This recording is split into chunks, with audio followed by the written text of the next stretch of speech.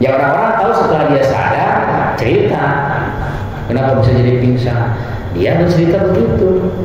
Sudah, tugas apa? Beban apa kesayangan aja, pingsan. Jadi berbeda Pak ya. Tugas dari Allah disesuaikan dengan kadar kemampuan yang diberikan oleh Allah itu sendiri.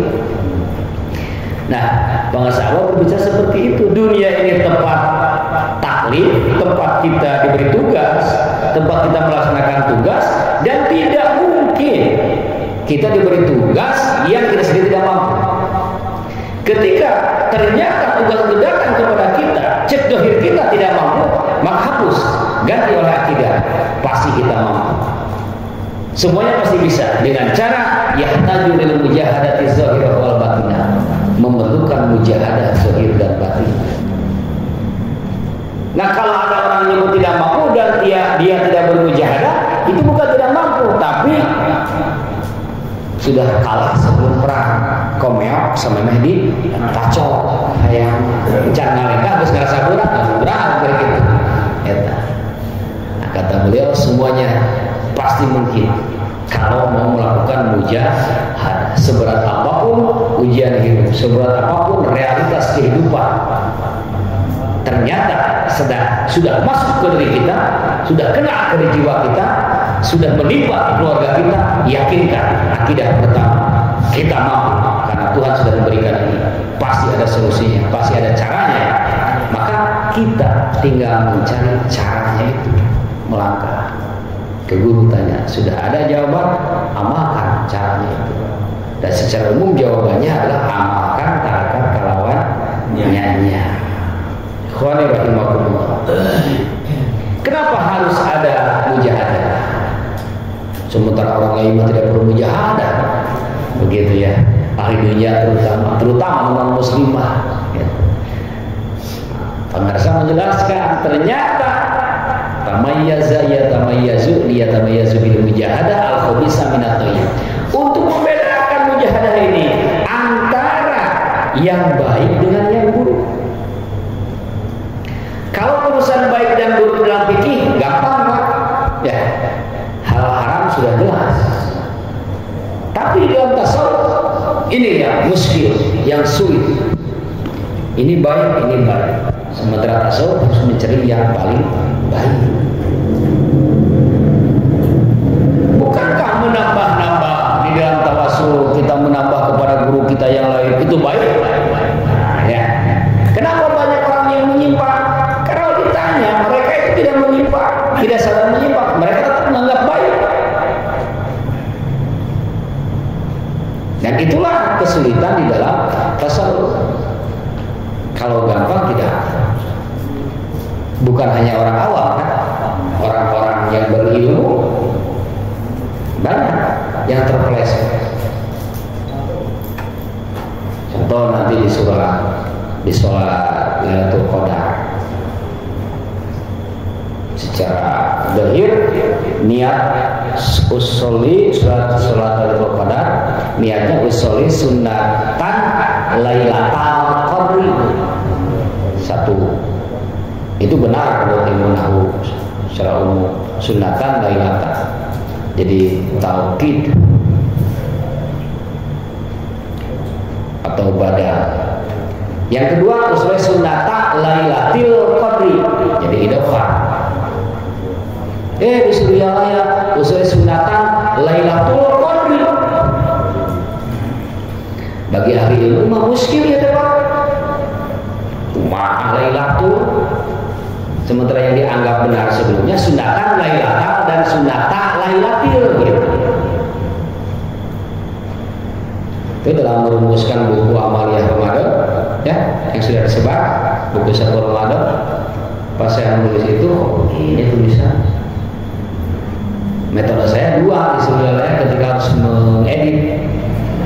Satu, cari dulu sumbernya, apakah ini dari pengarsa Abah langsung. Kalau iya, jangan dirubah berarti. Kalau tidak ada sumber yang jelas di pengarsa Abah atau bukannya, maka kembali kepada definisi teori-teori keilmuan. Saya coba tanya ke Pak Haji Yudis, karena beliau pasti langsung dari pengarsa Abah. Pak Haji, sunat Lailatul Qadar, Pak Haji niatnya langsung terima dari para sahabat. Mohon kumaha nabi niat Lailatul, saya jawab itu berarti Pak Haji ini sudah tahu kemana pertanyaan saya, tidak dari awal langsung Lailatul. Sudah kopi itu saya tulis Lailatul Qadar di buku satu itu. Siapa nanti para ajengan, para ustaz bakal banyak yang bertanya. Ternyata yang pertama bertanya dari Jakarta, ke Ketua RT Jakarta, Ustaz Andri ya. Bagaimana ini ajengan? Ya dari abahnya begitu. Menurut keilmuannya gimana? Ilmu bisa direkayasa apa? Lagian apa sih yang tidak ada pengecualian? Di Quran juga ada pengecualian. Alif itu bisa gak menyambung? Alif itu hanya bisa disambung kan? Babun, ba. Tapi kalau ke depan nggak bisa nyambung ya. Kalau alif dan ba disambungkan, maka bukan alif tapi lah, gitu kan? Artinya alif tidak bisa menyambung, hanya bisa disambung. Tetapi dalam Bismillah menyambung. Bismillah kan ada alif banyak ya. Nah, kalau dibuang alif itu salah. Sementara dalam Iqra tetap ba-nya alifnya setelah ba, biismi rabbikal ladzi khalaq. Para ulama nahwu membuat teori bismillah di asalnya biismi dipindahkan alif atau hamzah ke depan sebelum ba kemudian disatukan. Itu teori rekayasa para ulama. Karena tidak ada lagi jawaban dan mesti ditunggu kita di alam kita. Muncullah teori mayaji'u minal asli la su'ala talahu. Apa yang datang dari asal tidak patut dipertanyakan. Nah, pengecualian sudah diberikan contoh ke Al-Quran. Oh begitu. Nah, ilmu ini juga bisa direkayasa. Memang bagaimana merekayasanya? Usul sunatan hiya Lailatul Qadri. Jadi khobar dari mubtada yang dibuang. Usul sunatan hiya Lailatul Qadri, hiyanya tidak dibaca. Jadi usul sunatan Lailatul Qadri. Ketawa Pak Ustaz Andi bisa wae maksudnya. Dan mesti itu lagi. Nah, ini poin yang sulit itu mencari yang terbaik dari yang baik, terbenar dari yang benar. Dulu ketika di Mojokerto, malah sama Pak Kiai siapa Kiai Takin Madura, Pak Kiai Atul Siraj. Kita sedang di luar, dipanggil Pak Ketua Umum sana. Ini Pak Kiai katanya ada yang dibicarakan. Itu saja yang Bismillahirrahmanirrahim, Bismillahirrahmanirrahim, Bismillahirrahmanirrahim. Kan harusnya Bismillahirrahmanirrahim. Jadi isim fa'il dari muqatilun. Jadi masdar. Oh bukan masdar, pakai isim fa'il ya. Ini dari muqatilun. Nah itu berarti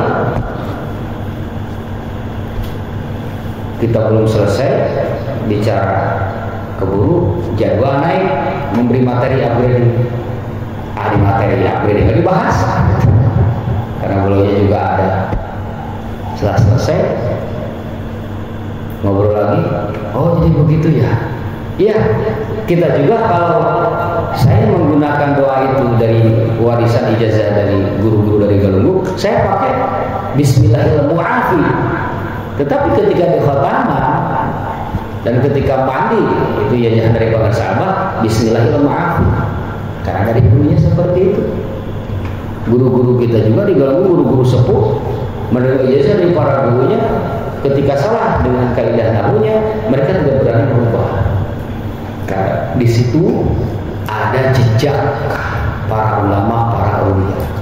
Kata para sahabat, bila pun ragu ajengan kepada ayah saya, pakai saja dua-duanya. Pakai yang dari gurunya yang dianggap salah itu dan pakai yang benarnya. Jadi pakai dua-duanya. Nah ini Pak. Jadi kesulitan mencari penentuan di dalam thariqah itu lebih sulit. Ya, lebih sulit mencari jarum di dalam tepung. Maka satu-satunya cara tiada lain hanya ikut saja apa yang telah dicontohkan satu. Sekarang hari ini ada yang telah ditetapkan oleh LD perangkat-perangkat. Dan LD itu tidak sembarangan menetapkan, ada ijtihad dulu, mengumpulkan data-data dari berbagai sumber, ya, baik dari maklumat para sahabat, catatan-catatan para sahabat, keluarga, wakil tabi'in, baru menetapkan. Dulu di rukun Jumat selawat Ibrahim, Allahumma sholli ala Muhammad wa ala ali Muhammad kama shollaita ala Ibrahim wa ala ali Ibrahim. Tidak pakai Sayyidina. Siapa ya rukun Jumat yang dulu? Enggak ada. Saya merubah pakai Sayyidina. Dan itu pun prosesnya lumayan. Saya mendapatkan chat, telepon dari para ustaz sampai ada yang marah-marah. Tentang dulu itu sekalian Pak, nama Pak. Ada yang bilang begini, justru jadi tanda Sayyidina adalah ciceri, nggak pakai Sayyidina adalah sunnah begitu. Padahal kita kembali kepada akidah. Yang pakai Sayyidina itu adalah akidah Ahlussunnah wal Jamaah. Yang tidak pakai Sayyidina adalah akidah Salafi Wahabi. Salah ini Ahlussunnah wal Jamaah pasti pakai Sayyidina. Ini perangkat keilmuannya. Lalu untuk membuktikannya, saya tanya mereka yang pernah sejaman sama dengan bangsa, pakai ini Kak Asep Cianjur, ayah saya, kemudian wakil takinya lain Pak sudah jadi lihat. Bagaimana bangsa? Nggak mau Sayyidina. Tidak ada apa dinalkin gitu. Saya ditalkin oleh beliau menggunakan Sayyidina. Itu. Oh, sudah ya kan semuanya begitu. Langsung saya rekam. Ini tanpa saya rekam, tanpa musyawarah saya rekam langsung. Tidak musyawarah memang waktu itu. Karena sudah yakin. Ya. Ternyata Imam Masjid Pak Cecep ada informasi dari kawan-kawan itu pasnya nggak pakai Sayyidina. Pas kumpul di rumah Haji Bapak ditanya Pak Cecep, Pak Agus, Pak Cecep sholat Ibrahim pakai Sayyidina. Kapan saya ikut karena aku rujuk, mananya aku rujuk mana tengah jadi tengah kowe. Dia udah ya, ayo siapa tuh benar. Coki aku rujuk mana ayah. Nah hasilnya itu beda hasilnya kamari. Baca kembali kepada jalan yang benar pakai Sayyidina ini. Nah ini banyak kalau nanti ada orang yang bertanya tentang perbedaan itu yang lama dengan yang sekarang. Ada hujah, kan itu masih jauh para sahabat. Kalau sahabat pasti para sahabat membetulkan. Itu para sahabat sudah di kursi roda ketika mencetak itu. Para sahabat sudah tidak mengurus masalah keilmuan karena beliau sudah meyakinkan terhadap murid-muridnya yang ahli ilmu sudah diserahkan, sudah selesai pemeriksaan. Inilah bagian murid-muridnya yang mengerti terhadap ilmunya. Dan itu dulu ternyata tidak ada yang mengontrol Pak guru Jumat dulu itu. Cetak saja begitu. Kan belum ada L. Di yayasan tidak ada lembaga khusus. Tidak ada lembaga khusus. Nah termasuk ya Khofiyah Lutfi yang tulisan dulu kan ya Khofiyah Lutfi. Sekarang diganti, dibuang alifnya karena memang sumbernya Khofiyah, tetap isim fa'il maknanya lebih tinggi. Adikni bilutfikal khafiyyi. Jadi itu tuh asalnya khafiyun. Khafiyun mati ya pertama, ya kedua hidup, tapi karena sama hurufnya jadi digomkan gitu. Ya, seperti yang mimma kan ya, mimma ada nun sebetulnya nun ma. Ya, karena idgham dibuang nunnya. Itu. Oh, itu beda huruf ya. Inna asalnya nun mati kemudian nun hidup. Spasi asalnya begitu. Karena sama ini disatukan digantinya pakai tasdid. Jadi inna. Nah, ikhwan rahimakumullah. Nah, ilmu itu pun tujuannya hanya satu, untuk menjaga agar apa yang menjadi warisan guru ini sesuai dengan motonya ilmu amaliyah, amal ilmiah. Beramal berdasarkan keilmuan, berilmu didasari oleh amal. Ikhwan rahimakumullah. Nah, dunia sebagai tempat berjuang, dan Allah tidak akan mungkin memberikan tugas yang kita sendiri tidak mampu. Maka di dunia yang harus menjadi pegangan ada dua hal, seperti yang disampaikan oleh Ibnu Ruslan dalam kitab Az-Zubah. Innamal hayatu jihadun wa aqidatun. Kehidupan hanyalah jihad, perjuangan, dan akidah. Akidah itu keyakinan. Mereka yang ahli dunia lupa kepada Tuhannya.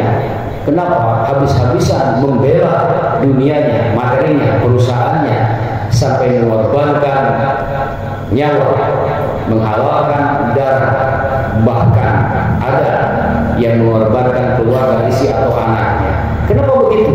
Karena akidahnya terhadap materi, terhadap uang. Uang sudah dijadikan akidah, sudah dijadikan sumber keyakinan bahwa tanpa uang kita tidak akan bisa hidup secara mandiri. Tanpa uang kita tidak akan bahagia. Tanpa uang kita tidak akan merasa tenang. Maka jihadnya, perjuangannya diarahkan kepada bagaimana caranya menuntut materi itu. Didorong jiwanya oleh uang, dan tujuannya pun adalah uang. Jadi minal uang ilal uang, tidak duit karena duit. Bukan min la ilaha illallah ilah la ilaha illallah. Kata Ibnu Ruslan. Jadi jihad itu akidah. Maka kalau Allah sudah menjadi akidahnya, sudah menjadi tauhidnya, maka gerakannya kemanapun akan diarahkan berdasarkan minallah wa ilallah, dari Allah dan untuk mencapai Allah segala-galanya. Artinya bertauhid. Bila pun ini menghadapi sebuah bisnis usaha yang memiliki keuntungan ratusan sampai miliaran, namun ternyata di sana tidak ditunjang oleh kebenaran hukum-hukum dari Allah, maka dia memilih tidak mengambil meskipun untungnya besar. Karena ternyata di sana ada riba, karena ternyata di sana ada penipuan, karena ternyata di sana ada penzaliman kepada pihak-pihak lain. Kalau misalkan properti untuk membangun sebuah perumahan, ternyata di sana ada penzaliman kepada warga pemilik tanah dengan harga yang murah, misalnya dia memilih. Ini berbahaya karena dia yakin jika sudah melanggar akidah, bukan kebahagiaan yang didapat, melainkan kehancuran, dan bukan hanya ini, melainkan juga keluarga. Ikhwani rahimakumullah. Maka kemudian yang tadi disebutkan bahwa dengan mujahadah ini bukan hanya nilai tugas yang bisa dilaksanakan, tetapi untuk filter, penyari, agar kita benar-benar tahu mana yang hak dan mana yang batil, agar kita benar-benar tahu mana yang baik dan mana yang buruk. Kenapa demikian? Karena faman ya'mal misqala dzarratin khairan yarah wa may ya'mal misqala dzarratin syarran yarah. Sebesar biji atom saja kebaikan dihitung, begitupun keburukan. Kita menanti, ternyata terselip pikiran kotor sedikit oleh Allah dihitung. Gitu. Kita ada di kelompok orang-orang yang makar, yang tidak banyak. Kita tidak bisa keluar dari situ, karena kalau keluar dari situ terancam keluarga. Tetapi dengan kaum punya tekad bagaimana caranya agar bisa lepas dari ini dan menegakkan kebaikan, oleh Allah diperhitungkan. Meskipun pada kenyataannya dalam kehidupan dia tidak bisa lepas keburu mati, maka kebaikan tekad tadi oleh Allah diperhitungkan. Miskola zarratin khairan yarah. Zarrah itu atau itu tidak bisa dilihat dengan mata ini, harus pakai mikroskop. Kapur, biji kapur tulis dikerik, ada kan debu-debunya, itu namanya molekul. Nanti molekul semakin kecilkan sampai gak kelihatan, namanya atom. Harus pakai mikroskop. Oleh kita gak kelihatan, oleh Allah diperhitungkan. Matematika Allah sekecil apapun diperhitungkan. Maka oleh karena demikian, ketika kita diberi tugas, kita pun harus bisa benar-benar melihat kebaikan sampai detil-detilnya. Kenapa manakib di Masjid Agung tidak boleh? Padahal menurut pikiran semua baik, ya mau mendakwahkan toriko di masjid-masjid menjadi menyebar toriko. Ternyata setelah digali, diteliti, bukan kebaikan, ngailuhkeun, ngarepotkeun. Masjid Agungnya di sini, lingkungannya bukan ahli toriko, jamaahnya dari mana? Dari Jakarta, dari Bandung, dari Tasik. Minimal ada yang kena mana? Ngongkos lah, mendaratkan naon. Ya, ngongkos. Cepat aja buka untung, buka travel manehna gitu. Tapi cepat lagi, ngongkos. Belum lagi ke pihak masjid harus ngasih, Pak. Bukan gratis. Kalau nggak ngasih nggak ada apa-apa, nggak ada. Minimal 10 juta. Banyak beban kan? Kalau dengan secara detail. Selesai minggu ini di Masjid Agung ini, minggu depan ternyata banyak. Satu kali berangkat 200 sampai sebulan kembali. Kali 5 1 juta. Apa itu tidak memberatkan? Nah, kan? Begitu. Jadi mursyid itu awas permana tinggal. Hal-hal yang akan menyusahkan ikhwan, hal-hal yang akan membuat permasalahan di dalam tarekat itu sudah jauh-jauh hari kelihatan. Semuanya bisa terbuka manakala si murid belajar melaksanakan zikir secara dasi, dawam, sidik, ikhlas. Ikhwan rahimakumullah, kita simpulkan pertemuan malam ini bahwa yang pertama, zikir berjamaah itu memiliki keunggulan ganda. Satu, untuk diri, pahala ataupun kebaikan ataupun jejaknya. Yang kedua adalah dari mendengar atau untuk tetangga kita. Kemudian yang ketiga, ada pahala tahu memberikan pertolongan kepada saudara-saudara kita. Boleh jadi tetangganya subuh dikira minggu ngantuk, para prasejar sebelah kanannya kenceng, Allah bentar deui gitu. Anu disenutan oge gitu. Kudu jangan gampang ngundang anak gitu. Imam gede dah itu kok. Jadi imamnya. Allah bentar deui gitu. Dikir ya. Seperti itu ya. Yang lalai akan menjadi ingat. Ketika ingat, maka kegelapan akan musnah. Ketika kegelapan akan musnah dari kalbunya, maka dia terselamatkan dari maksiatnya. Dan itu semua ilmunya dibahas di dalam tasawuf. Mudah-mudahan kajian kita diiringi hidayah dan taufik dari Allah Subhanahu wa taala, berkah para guru kita, para sahabat. Amin ya Allah ya rabbal alamin. Allahumma susna bila ilaha illallah wa la ilaha illallah wa amida bisri la ilaha illallah innaka antal wahhab karim alim hakim wa waffiqna lima radika innaka ghafurur rahim. Allahumma akhrijna min ad-dunya musliman wa ila akhiratina min Allahumma arinal haqqa haqqan warzuqna ittiba'ahu. Alhamdulillahilladzi hadana li hadza wa ma kunna linahtadiya lawla an hadana. Wa natawajjahu ilaika bi sultani rabbika syama syarifan fi qada'i ta'ala hadza min al-qur'an. Tambahan sedikit, ada yang lupa kaitan dengan puasa Ramadan. Ya, bagaimana puasa kita praktek dengan thariqahnya. Tidak jauh dari haji ya, 3 ajaran Jibril, sasarannya raga, nyawa, rasa. Puasa raga itu adalah puasa menahan makan, minum, dan jima dari imsak sampai maghrib.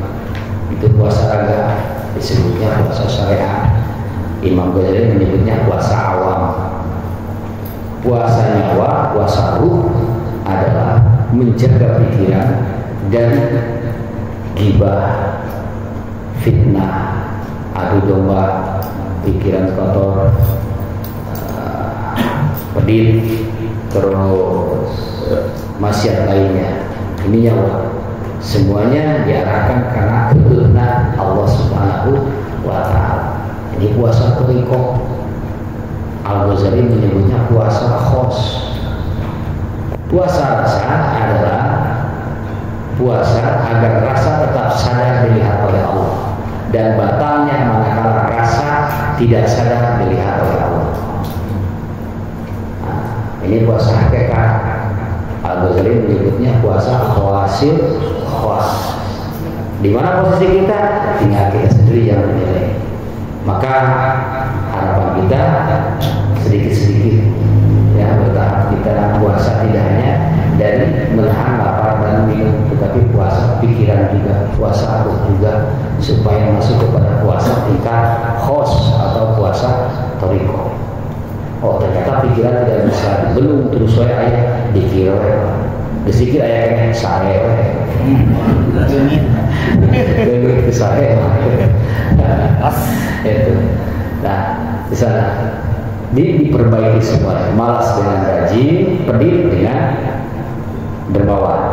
Apalagi di bulan Ramadan, Nabi itu ajwan nas, orang paling dermawan. Apalagi di bulan Ramadan, Nabi lebih suka sedekah karena beliau sangat yakin di bulan Ramadan berlipat ganda manfaat untuk diberikan keluarga.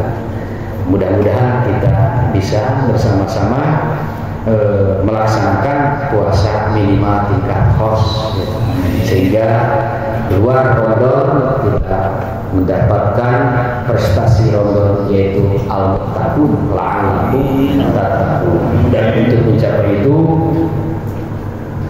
sekaligus ini sebagai pertemuan terakhir di bulan Ramadan bagi saya, maka terlebih dahulu saya mohon maaf kepada semua ikhwan. Dari pribadi saya juga tim yang senantiasa menyertai saya ke sini, dari batinnya pasti banyak kesalahan dalam ucap maupun tindakan, mohon dimaafkan. Dari batin saya pribadi beserta tim juga keluarga mau memaafkan. Alhamdulillahirrahmanirrahim. Sebaliknya bila pun ada dari para ikhwan, insya Allah kami sejak awal sudah terbuka dua belah tangan. Cek orang Sunda mah Bang Timur Jalan Gede Sasakuan Pada Bersih. Mudah-mudahan ijab kabul ini menjadi catatan kesucian malaikat kesucian, sehingga menjadi motivasi lebih kuat lagi untuk meningkatkan puasa di medan Ramadan, dan kita mendapatkan kemenangan di akhir perjuangan Ramadan ini. Taqabbalallahu minna wa minkum taqabbal ya karim. Amin. Al-Fatihah. Bismillahirrahmanirrahim. Alhamdulillah. Ya